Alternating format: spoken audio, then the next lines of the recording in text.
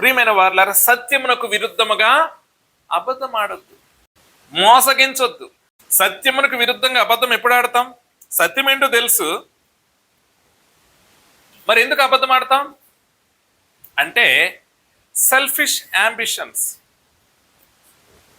స్వార్థపూరితమైన యాంబిషన్స్ మనం పెట్టుకున్నప్పుడు, గోల్స్ మనం పెట్టుకున్నప్పుడు, సాధించాలని తపన చెందుతున్నప్పుడు స్వార్థపూరితంగా, అప్పుడు సత్యమునకు విరుద్ధంగా మనం ఏం చేస్తామో అబద్ధము మాట్లాడుతూ ఉంటాం. ఇది ఎక్కువగా మనం రాజకీయ నాయకుల్లో చూస్తూ ఉంటాం. వాళ్ళు ఎన్నికల్లో గెలవడానికి ఏం చేస్తారు? అవసరమైతే వారికి సాధ్యం కాని హామీలు కూడా ఇస్తూ ఉంటారు. వారికి తెలుసు వారు అది చేయరని, అయినా సరే హామీలు ఇస్తుంటారు. అది అసాధ్యమని వారికి తెలుసు, కానీ గెలవడానికి ఏదో రకంగా మరి ప్రజలను మభ్యపెడుతూ ఉంటారు.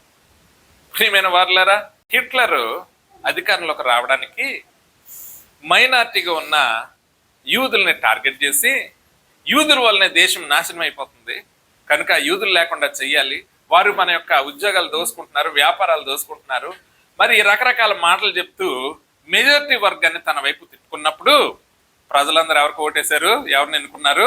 హిట్లర్ని ఎన్నుకున్నారు. హిట్లర్ చెబుతుందంతా అబద్ధమని హిట్లర్కి తెలుసు. ఎందుకీ హిట్లర్ జర్మనీ వాడు కూడా కాదు, ఆస్ట్రియా దేశం నుండి వచ్చినోడు, కానీ జర్మన్ లా బిహేవ్ చేస్తూ మన జర్మన్స్ గొప్పోళ్ళు అంటూ, మనది ఆర్య సంతతి అంటూ, మరి ప్రతి జర్మన్ను ప్రపంచాన్ని ఏలడానికే పుట్టాడని రకరకాల ప్రసంగాలు చేస్తూ వాళ్ళని ఉత్తేజపరుస్తూ అలాంటి రచనలు చేస్తూ ప్రజల్ని తన వైపు తిప్పుకున్నాడు, ప్రజలను మోసపరిచాడు.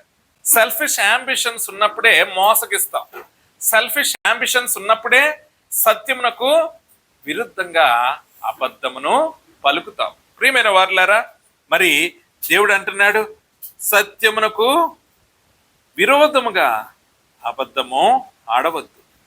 నీకు తెలిసింది కూడా నువ్వు మార్పు చేసి చెప్తూ ఉన్నావంటే అర్థం ఏంటి? కొన్నిసార్లు అప్పుడు అలా జరిగిందంటే నువ్వు ఉన్నావంట కదా అంటే ఏం చెప్తాం? నేను చూడలేదండి, ఆ టైంలో అలా అటు చూడలేదండి, నేను ఇటు చూస్తున్నానండి, ఇక్కడ ఏం జరిగిందో నాకు తెలుసు. ఎందుకు? ఎవరికో నువ్వు వ్యతిరేకం అయిపోతావని ఏం చెప్తావు? చాలా తెలివిగా.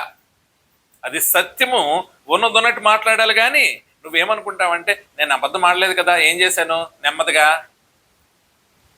అడు తిప్పుకున్నా అని నీకు నువ్వు సర్ది చెప్పుకుంటూ ఉంటావు. కానీ దేవుడు అంటున్నాడు, అది సత్యమునకు విరుద్ధముగా నువ్వు ప్రవర్తించడమే.